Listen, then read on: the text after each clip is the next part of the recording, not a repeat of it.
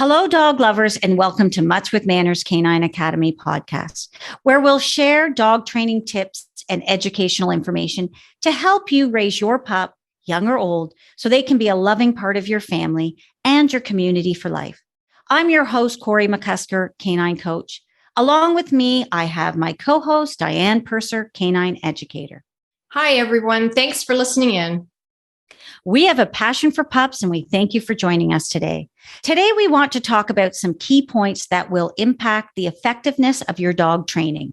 You know what, Corey? We always say everything is important, but you know what? It's important to understand dog training isn't easy.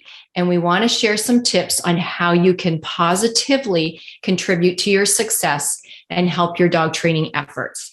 There are so many things to think about when training your dog, like what are your goals for your dog? Just simple manners and obedience, like sit, down, stay? Or do you have really big goals like competition and sporting events? How you communicate to your dog so that they can get it and understand what you're teaching them is key, and how your dog evolves from learning to knowing what to do and keeping the training going as they go through their ages and their life. So, Corey, where do we start? You mentioned, how do you communicate so they get it and understand it? It really makes me smile when I see owners having conversations versus giving them commands. They'll have conversations with their dogs like, Jimmy, sit, sit, sit, sit pretty. Hey, you know how to do this. Be a good boy and sit for me, please. Or when they call their dog, Charlie, come. Here, sweetie, come here. Come here. Hey, you're not listening. Hey, I got a treat. Come and get the treat. That's so true. Now, of course, I'm completely perfect. I don't do that with my dogs. No, that's not true at all. But my husband is very funny, I have to say. He has full conversations with them when he's trying to get them to do something. And it's very sweet, but not particularly effective.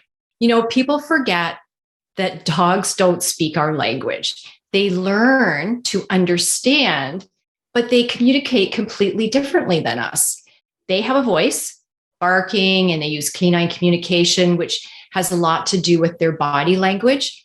So when we're teaching them, it's important to understand this and provide clear communication that they can learn to understand so they know what to expect, what's expected of them. So, Corey, what are a couple of key things to consider to ensure owners are being clear and consistent during their training process? The first thing I'm going to touch on is the body language. And you even talked about canine communication, and they use their body. So our body language and how we position ourselves play a role in how your dog listens to you. If you are sitting down, that's a very relaxed position, and your dog may not take you seriously. Your body language should be engaging with when you're training. I always use hand signals, and I'll add that in when I'm giving a command. And teaching them the command with a hand signal helps, especially when you increase the distance between you and your dog. Think about when you're calling your dog and the dog's farther away. They may not hear your voice when you call them, as it could be drowned out by noise such as wind or traffic, but they can see the hand signal that you've taught them, which may be a sweeping motion or maybe a raised hand in the air. Yeah, I have an example, a little bit different. One of my dogs, both of mine are quite elderly, but one of them is deaf and partially blind. So when I want her to do something, it's very important how I approach her, but also once I gently have her attention, so I haven't startled her, I do use a hand, like a sweeping hand signal to sort of say, come follow me, let's come with me, because she can't hear anything I'm saying. That's a great point. So what's the next point? So when we communicate our voice tone, so I just touched on body language, we are going to be using our voice tone, and that plays a big role. Think about your voice when you're having a general conversation with another person, like we're talking right now. Your voice tone is monotone probably, and it's very relaxed. And this is the voice tone that the dog would hear most often. When we are training our dog, we have to change our voice tone to gain their attention. When commands or markers are given, Your voice should be more enthusiastic and upbeat versus your usual talking voice. This gets the dog's attention and engages them. It excites them.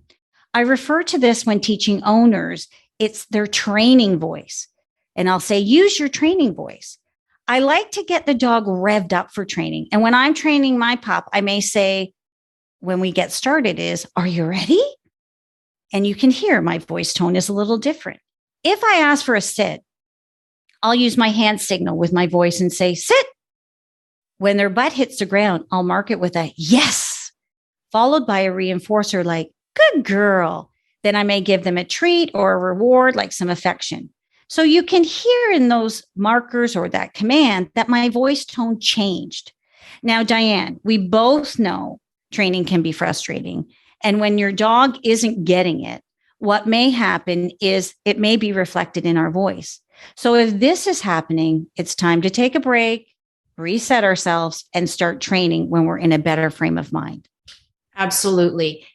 The way they're going to learn is through consistency. You have to keep approaching it, like you're saying, in the same way until they understand, they've learned to understand. I want to touch on another key point that impacts the training process, and that's energy. And that's your energy too.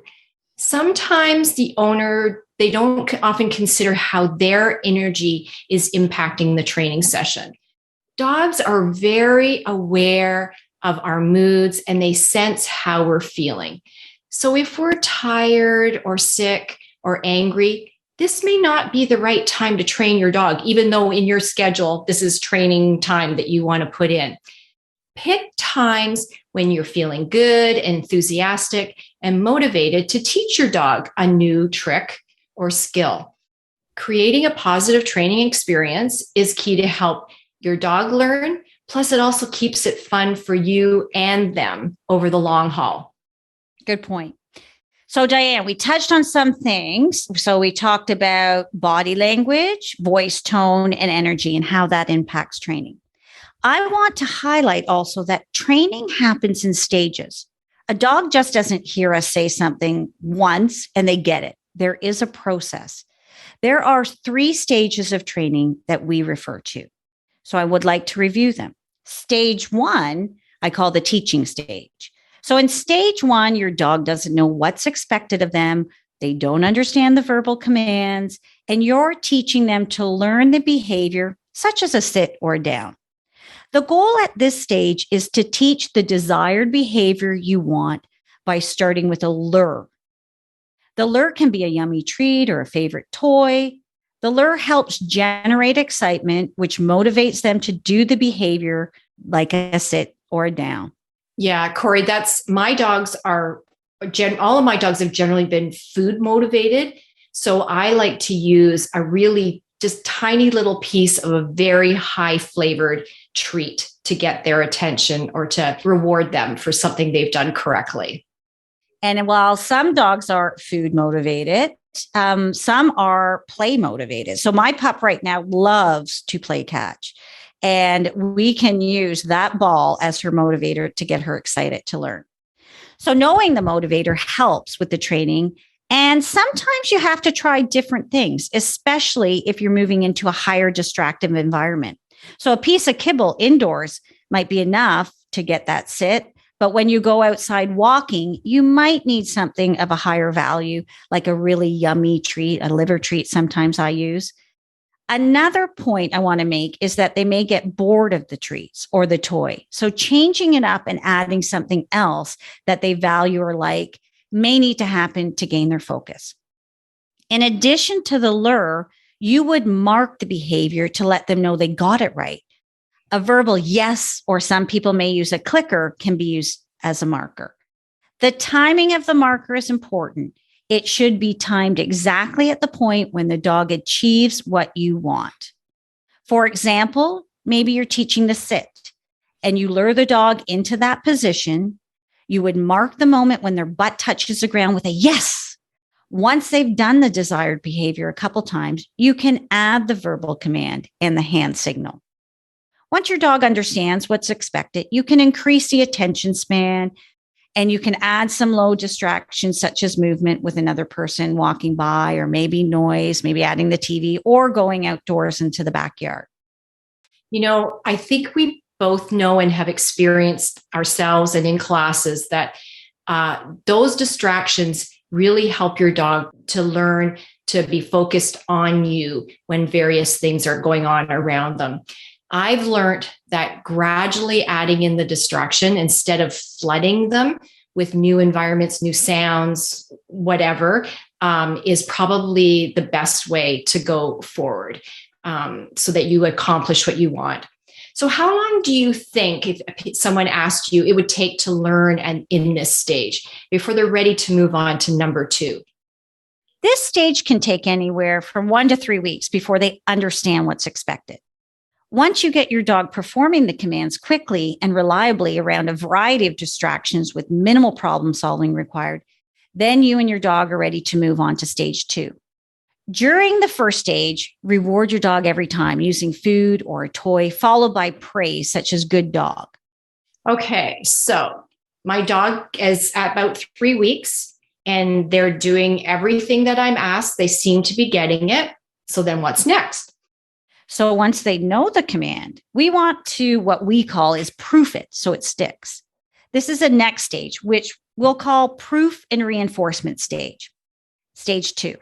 In stage 2, you are building a commitment and bond with your dog so that they want to perform and please you.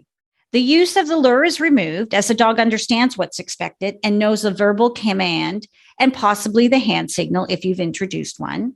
And rewards can be given in this stage, but it's intermittently. Yeah, for sure. And okay, the next same question then, about how long would it take to actually proof your dog with a particular command? So the proofing takes a bit longer, and this stage will last about 2 to 6 weeks on average. Some situations will require you to stick with this stage for longer than average. It all depends on how consistent you are you doing it daily? And it also depends on the dog. How motivated and are they understanding it? This is the stage where you can introduce a correction phrase if your dog doesn't perform what is asked and you know that they do understand the command and they've done it many times. Ask yourself, are you being consistent with how you're asking for it? And if the answer is yes, then a positive correction word can be introduced. A negative or forceful correction is not required. Some examples of negative correction are harshly saying bad dog or forcing them to the ground or maybe swatting them. You and I, when we were both working with the young offenders program, and those were very unruly, large dogs, usually in their teen years. So they'd forgotten anything they'd learned before. If they did something incorrectly, we always treated them gently and positively. I don't think we ever used any word other than oops to let them know that they hadn't done what we had asked for. Negative reinforcement is just not required. Avoid rushing to the next stage. That's the important thing. Take your time and enjoy the process. It's not uncommon that dogs, as they mature and age, can revert back to earlier training stages. It all depends on your dog. And as they fully mature, and sometimes that can take 2.5 to 3 years. So true. So before you move to stage 3, that is the final stage. The goal is that your dog can perform what is asked and has learned how to filter out the distractions entirely. The third and final stage of training your dog is the maintenance stage. And this stage is ongoing for the life of your dog. So during this stage, your dog knows what's expected. They can perform the command consistently. There's boundaries and structures in place, and your dog has routines, walks, feeding, sitting. When they greet people, they may sit automatically. Rewards are still given, but it's on your schedule. Your role is to maintain the level of obedience you've taught them. And this is where the fun can continue. You can build on what you've taught by adding new tricks or commands. You can attend maybe a fun class. We offer scenting and agility, and that's a great one to just explore other things that your dogs may be able to do. These classes are not only fun, but without the ongoing training and reinforcement, as Diane said, sometimes they may regress. And also what may happen is you might start seeing some unwanted behavior. Right. So true. Okay. So just to sort of wrap up kind of what we've talked about here, there's a bit of information. We started by talking about the importance of providing clear communication, creating a consistent and positive training environment to understand the stages that your dog will go through in its lifetime. And being aware of what stage of training your dog is important to ensure their success. This knowledge allows you to be patient with your pup and provide them with encouragement and reinforcement so that they can be successful. It also, when you know what stage they're in, it can help you and your trainer by determining what's the best class for them to try. We strongly encourage you to be patient and take your time to lock in the learning before you go to the next step. And going too fast can create confusion with your pup. Right. Training should be fun for both you and your dog. Taking the time to effectively train them and go clearly and patiently through all the stages will develop your pup into a happy, well-mannered, balanced dog that you can be very proud of. Yes. So thank you, everyone, for joining us today to discuss the key points that impact the effectiveness of your dog training. At Muttz with Mannerz, we welcome you and your pup at any stage, and we offer many classes and services to help you engage your dog throughout their life. So please visit our website, muttzwithmanners.com, to learn more or even to register for a class. If you would like to learn more or listen to other podcasts, you can also visit our website. And if you have a topic that you would like us to discuss, you can email us at info@muttzwithmanners.com. Thanks, everyone, and have a great day. Thank you.